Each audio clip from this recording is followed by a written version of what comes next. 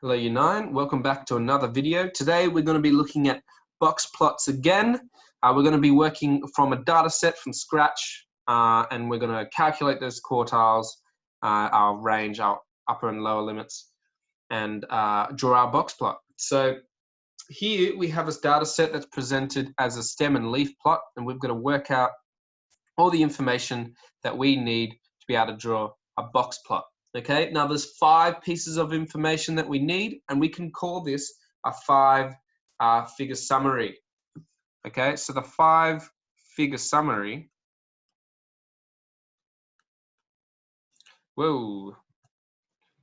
summary is going to be the lowest score.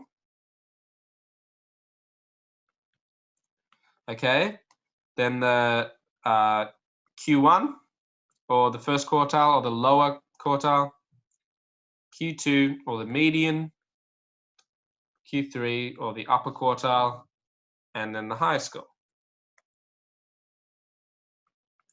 So that 5-figure summary kind of gives us a pretty good sense of the data, of how it's spread as such. And so a box plot really is just a visual way of showing these 5 things, pieces of information that we need. Okay, so from our stem and leaf plot, we can see that 42 is going to be our lowest score, very clear, and our highest score is going to be 87. So those ones are very easy to see from our data set. The quartiles are a little bit more tricky to calculate. So to find the median, we need to find out how many data points do we have and what's the middle one going to be. So we've got 1, 2, 3, 4, 5, 6, 7, 8, 9, 10, 11, 12, 13, 14, 15, 16, 17, 18, 19, 20, 21, 22, 23. So I think we've seen this stem and leaf plot before. So the middle one, which is going to be the 13th, it's going to be the 12th, which is going to be the middle. We're going to count up to 12. So 1, 2, 3, 4, 5, 6, 7, 8, 9, 10, 11, 12. So 64 is going to be our Q2. So Q2,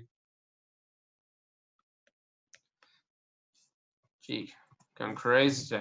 Q2 equals 64 here. Now, from the lower 11 scores, so the 12 scores, the median, from the other 11 scores, we've got to find the middle one in between it. So if you've got 11 scores, the 6th one is going to be the middle. So 1, 2, 3, 4, 5, 6. So 57, Q1. Okay, it's going to be 57. And then Q3 is going to be the 6th score on the upper 11. So if we count from 64, we're going to go 1, 2, 3, 4, 5, 6. It's 77.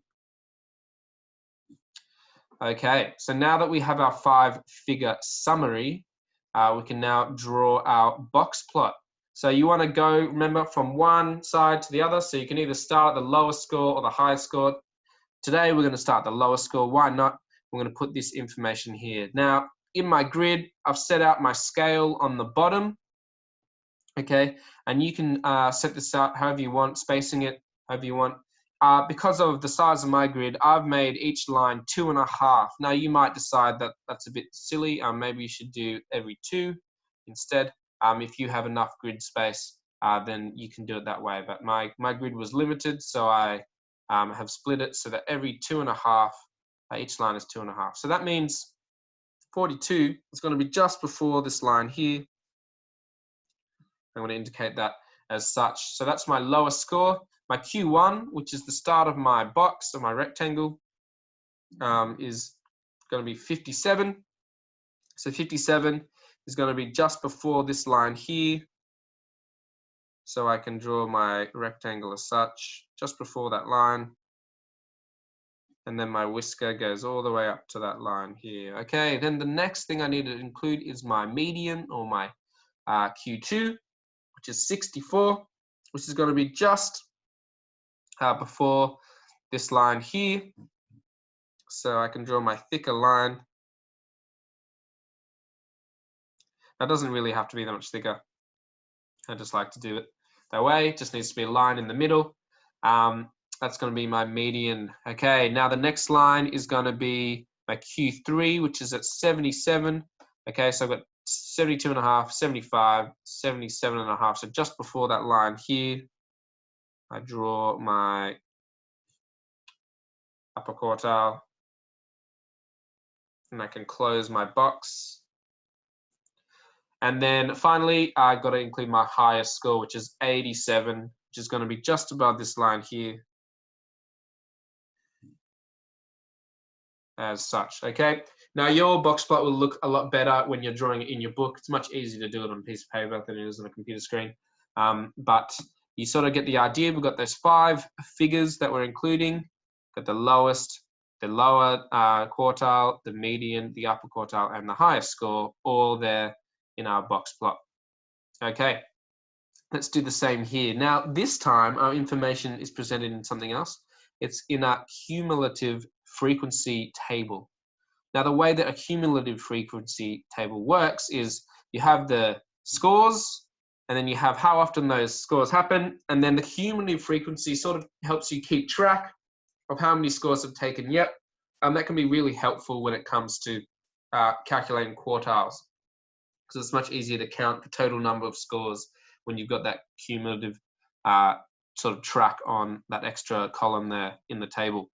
Let me show you how we can read these and how we can then find our 5 figures and draw our box plot. So straight away from our cumulative frequency, we can see that there are 32 total data points that we've included. We wouldn't be able to find that as easily. We'd have to add all of these up here to get that number 32. Thankfully, we don't have to do that. So 32 is going to be our how many data points we have, and we can find the highest and the lowest easily. So the lowest score is going to be 0. Okay, highest score is going to be 9. And then we can use this cumulative frequency column as well to find out those numbered columns. So if we have 32 data points, then the median is going to be the average of the 16th and the 17th data point, if that makes sense. So we're going to have to average those, but thankfully the 16th and the 17th all lies as 5. So we've got the 14th one, which is a 4, and then the 15th one is a 5. So is the 16th, the 17th, all the way up to the 21st. So that's what that cumulative frequency one table kind of shows you. It's got, well, the first 14 scores included from 0 to 4, and then the next up to the 21st score are all 5. So that means the 16th and the 17th are going to be included there. So Q2 is going to be 5 in this example here. Now, if we're trying to find the lower quartile now, we're going to think, what's the middle score of the first 16 scores?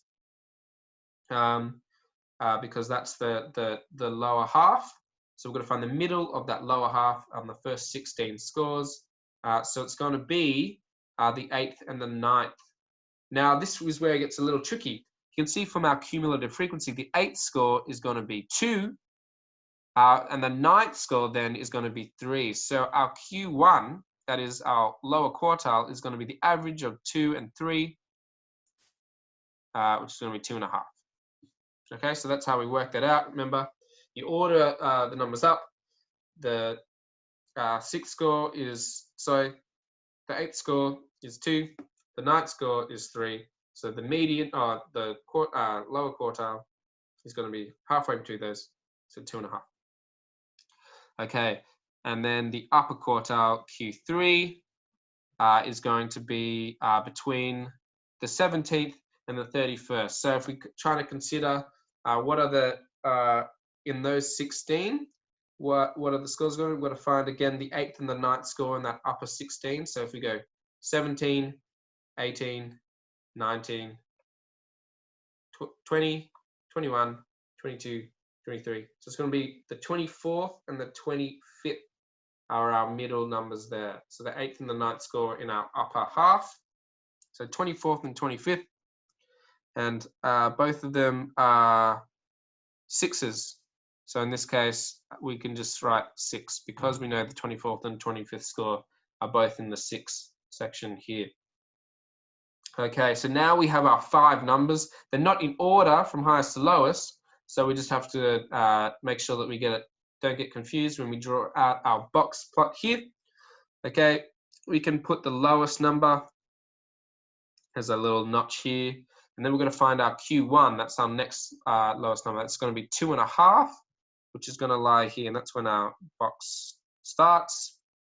Okay, 2.5 is there between 2 and 3, and then Q2 is going to be 5. So this is our median, which is 5, and then Q3 is 6, like that. And you can sort of see the skewing. Oops, sorry, that was a bad line. You can sort of see our skewing is quite clear. You can see there's that negative skew shown. And then finally, we're going to include our highest score, which is all the way out here at 9. So we can draw our whisker out there. Make sure you include that whisker there too. And you can see there, we've done our box plot. We've included all 5 of those key numbers there. So the tricky part about this one was reading from the cumulative frequency table and finding those correct scores to calculate those quartiles. Okay. Good luck with the questions today, and I'll see you in the next video, and have a good weekend when you're done.